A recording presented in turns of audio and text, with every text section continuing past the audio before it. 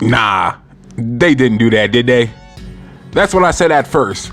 And then I'm like, why is everything woke nowadays? Then I realized this was made before the woke movement. And then I was like, you know what? I really dug how they did this in the end. So what's going on, man? Welcome to Reviews from the Six. My name is Cedric, but you can call me Ceddy Said. Welcome all my booktubers, comic book lovers, graphic novels enthusiasts, DC lovers, MCU, DCEU, DCA, MCAU, PP, Elemental QP. What's going on out there? Today I am doing my reaction review impression of Nightwing issue 12, as you see here. So here is the front.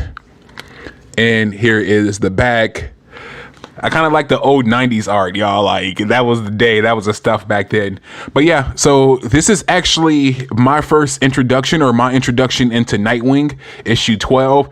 And I actually really like it. Like I said, at first it was like, I don't know. I don't like what they doing here. And then it was like, oh, not again. And then it was like, oh, yeah, do that again, DC.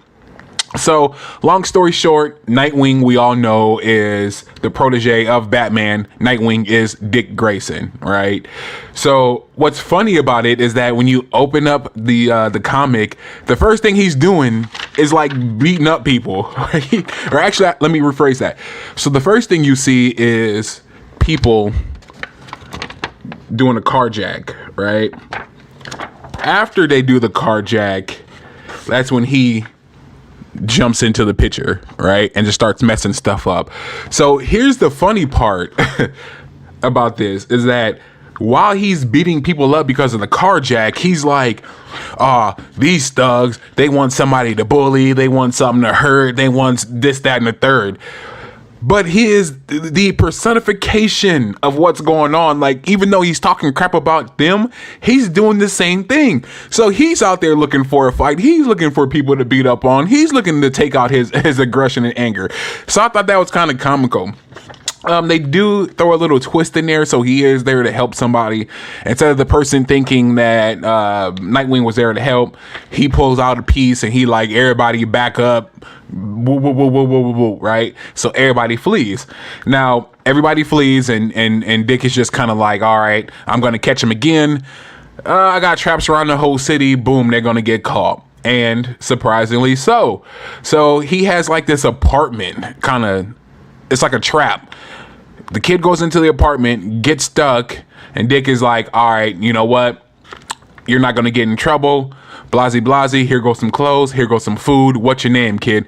Now, this is what I want to kind of break off into, because yes, I do want to go ahead and review the entire comic, but the best part of the comic to me is the topic that I want to talk about, and that involves the kid Mutt. So keep in mind, Mutt, right? So after he catches the kid, he gives the kid some food and some clothes, and he's asking the kid's background. The kid is kind of like, I really don't feel like talking. All you're gonna do is call the police anyways. I'm gonna go to juvie, you know, so forth, so forth. And Dick is kind of like, well, no, I kind of had the same situation. He's like, where are your parents, kid? He's like, either his parents are dead or locked up, one of the two. So, you know, Dick was like, yeah, I really relate. So even though Dick wasn't the carjacker and the thief, right? Because I believe that was Jason Todd, wasn't it? Or I'm getting my names mixed up here. But I believe it was Jason that was doing all the robbing and jacking and stuff like that. So I was kind of like, well, how do you relate, man? You really don't. But then he kind of said, well, after his parents died, he went into like the foster care system. So he kind of understood that. He knew that Mutt didn't want to go to any of those places. So he was like, look, I got you, bro. Don't even trip. If you need anything, come holler at me, right? But at the same time, he throws on his Nightwing suit and he's like, nah, I got to keep eyes on this kid, right? So he follows the kid, and it does go into, you know, a bit of a not a sad story, but, you know, he's a runaway. He's looking for gangs and places that fit in, and he kind of finds a crew, but it's not really a crew. Like, the crew has like a junkyard and they allow him to stay there. And the most powerful part to me, y'all, so like I said, they allow him to stay there. So they're shaking him down. They're like, look, dude, you have to pay rent. You know what I mean? You have to pay rent here. And he's like, why? No one else has to pay rent here. And the kid just goes insane on him. Like, he literally tells him, like, look, dude, nobody wants you around because of your ethnicity. I don't know why you're here, but we're allowing you to be here. And here it is right here. So I don't know if you guys can read that part there, but I'm gonna leave it in front of the screen for a little bit. So yeah, so keep that in mind, right? Is that the kid's name is Mutt, and he's biracial. And the kid in the junkyard is straight up telling him, you ain't white, you ain't black, you ain't Latino, you ain't Asian, you ain't nothing. Even your own mama didn't want you. You see what I'm saying? So right then and there, I was like, yo, blood started to bubble, but then it intrigued me because I'm like, I've never read this besides Transmetropolitan.